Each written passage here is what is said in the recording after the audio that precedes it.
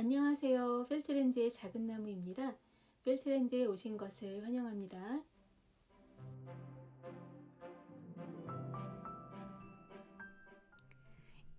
이번에 만들 작품은 비상하는 혹등고래 필통이에요. 혹등고래는 제가 제일 좋아하는 동물 중에 하나인데요.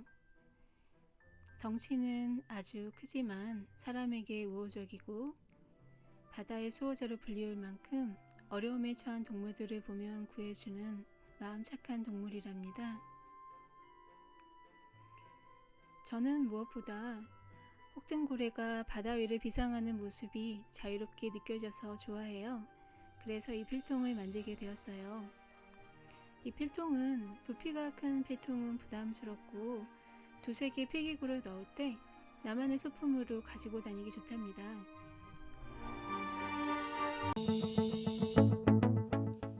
준비물을 살펴볼게요. 이것은 이번에 필트랜드에서 나온 패키지 상품이에요. 먼저 도안을 보면 브로치를 만들 수 있고 필통에 붙이는 혹등고래 도안과 필통을 만드는 도안이 있어요. 재료가 있으신 분들은 댓글에 무료 도안을 올려놓을 테니 다운받으셔서 같이 만들어 보시면 좋을 것 같아요.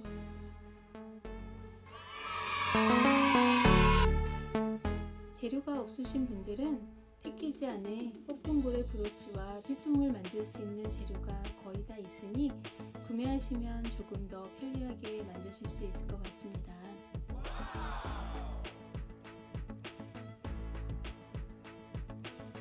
자, 그럼 같이 만들어 보실까요? 고고! 1단계로 파도 만들기입니다.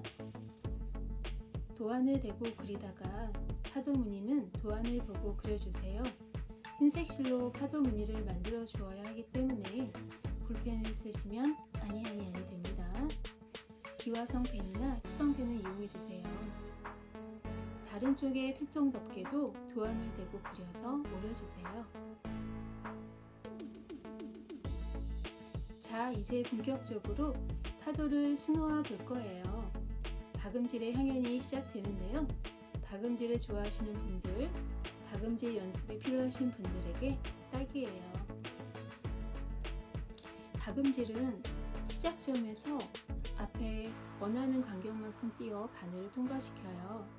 시작점으로 돌아가서 바늘을 넣고 그림과 같이 동일한 간격으로 한 땀을 뜹니다. 다시 되돌아가서 같은 간격으로 한 땀을 뜨는 것을 반복해요.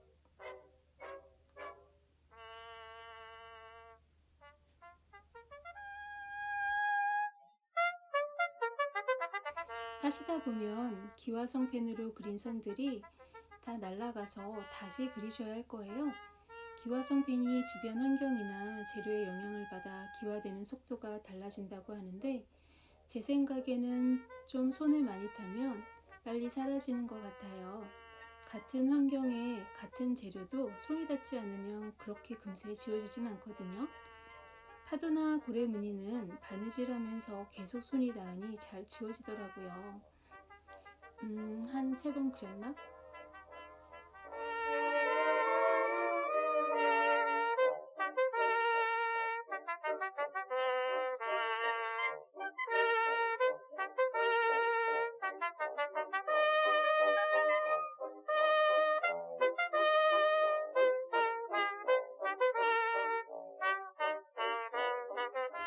파도 무늬 박음질을 어떤 순서로 했는지 영상만 보면 잘 모르실 것 같아 그림으로 만들어 봤어요.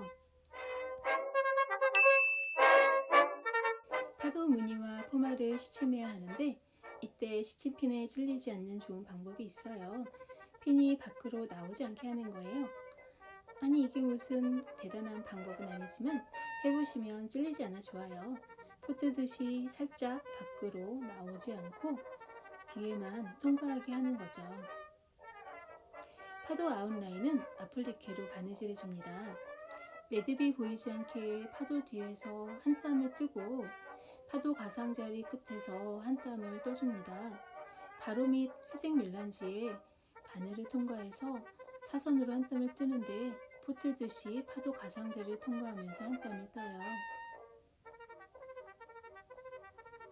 이런 식으로 반복합니다. 아플리케는 프랑스어로 붙이다, 달다라는 뜻으로 천 위에 다른 천이나 가죽을 덧대는 방법을 의미해요. 파도가 뒤에 천이지만 앞에 덧대는 모양이고, 파도 느낌을 그대로 살릴 수 있어 아플리케로 바느질을 했어요.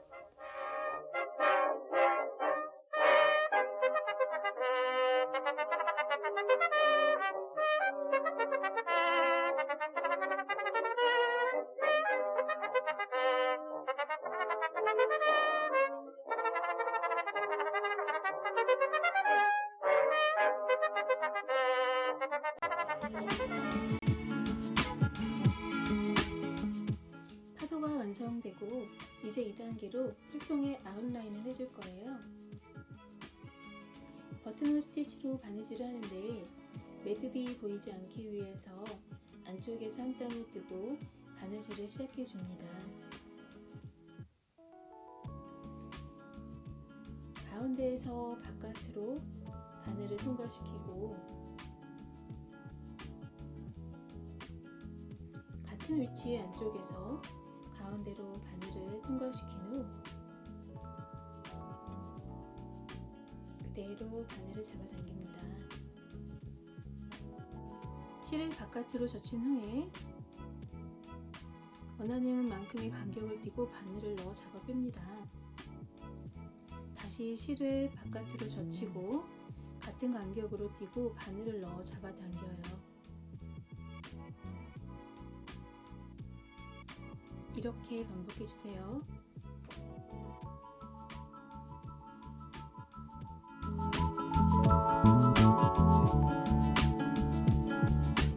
이제 필통의 한 면이 완성되는데요.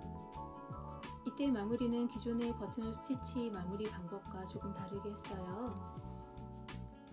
마지막 스티치에서 매듭을 짓고 매듭을 지은 곳에서 크게 한 땀을 떠서 잡아당겨서 매듭이 보이지 않게 한 후 싹둑 잘라줬어요. 이제 다른 면을 바느질 할 텐데요.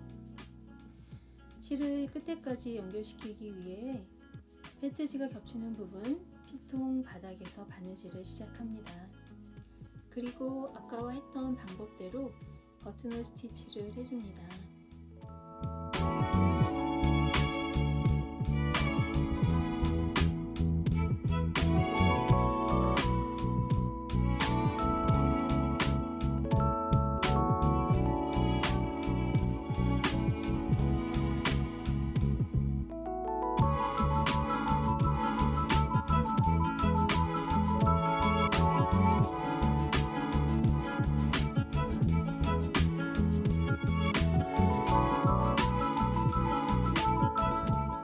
어느덧 다른 한쪽 면도 마무리할 때가 되었네요. 여기서는 일반적으로 많이 하는 버튼홀 스티치 마무리 방법을 할 거예요.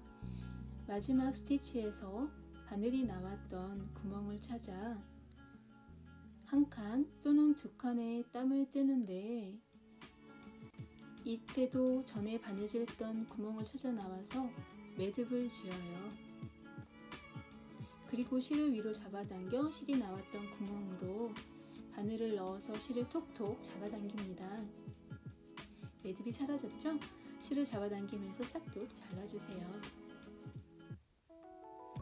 이제 필통 덮개를 바느질 할 텐데요. 최대한 매듭이 보이지 않게 안쪽에서 바늘 한 땀을 떠주시고 실꼬랑지가 길다면 조금 잘라주시고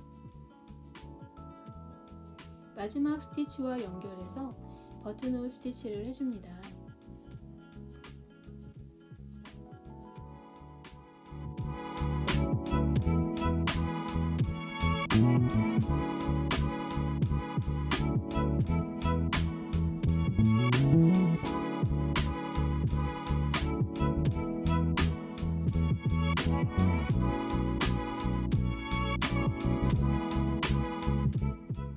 필통 덮개 부분도 이제 거의 끝나가죠.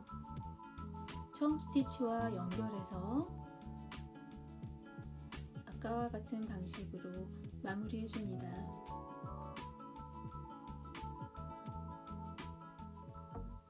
필통 형태가 완성이 되면 3단계 자석 단추 달기입니다. 자석 단추는 수컷과 암컷이 있는데 위에는 수컷을 달아줘요. 가운데 위치를 잘 잡아서 표시를 해줍니다. 바늘 한 땀을 뜨고 그 위에 자석을 댑니다.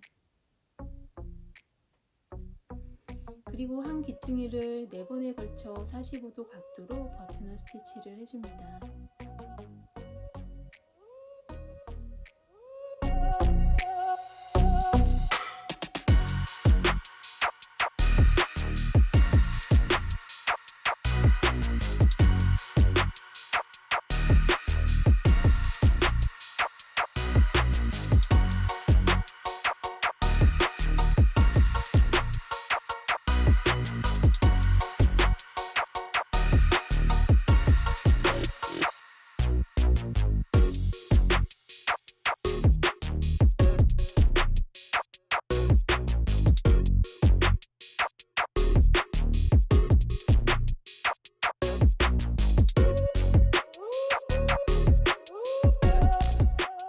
한 귀를 마치고 다른 귀에 갈 때 옆이 아닌 대각선으로 가요. 옆으로 가면 마지막 스티치실과 다른 귀의 첫 번째 스티치실이 연결되어 늘어져 보일 수 있기 때문이에요.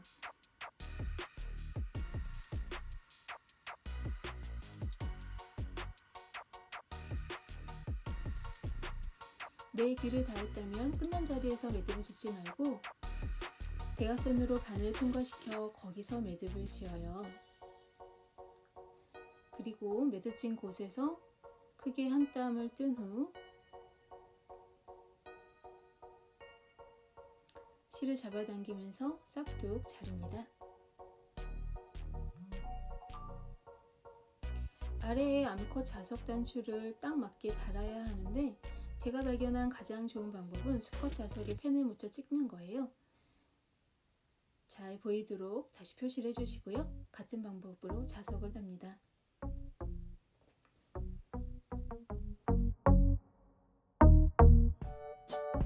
드디어 마지막 4단계 고래를 필통에 다는 방법이에요. 글루건이 있으신 분들은 글루건을 이용하셔도 좋아요. 글루건이 없어도 바느질로 쉽게 연결할 수 있어요. 처음에 원하는 위치 필통에 한 땀을 뜨고 고래를 대보며 맞는 위치를 확인을 하고 고래에 한 땀을 뜨면서 같이 필통에 한 땀을 떠줘요.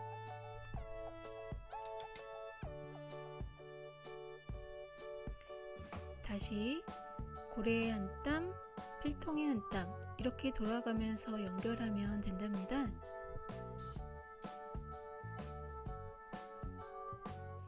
마무리는 고래 및 필통에서 매듭을 지어서 크게 한 땀을 뜬 후 실을 잡아당기며 싹둑 잘라주세요. 짜잔! 꺾은 고래 필통을 완성했어요. 처음 바느질 하시는 분들도 이 영상만을 보고도 같이 만드실 수 있도록 노력은 했지만 혹시 바느질 방법을 잘 모르시거나 어려우시면 여기 바느질 동영상이 있으니 봐주시면 좋을 것 같습니다. 지금까지 시청해주셔서 감사합니다. 이번에 처음 녹음을 해보았는데요. 좀 어색하고 많이 서투르죠? 널리 이해해주시고 조금 더 잘할 수 있도록 댓글로 좋은 의견 많이 주시길 부탁드려요. 날마다 좋은 하루 되시길 바라며 다음 영상에서 만나요. 안녕.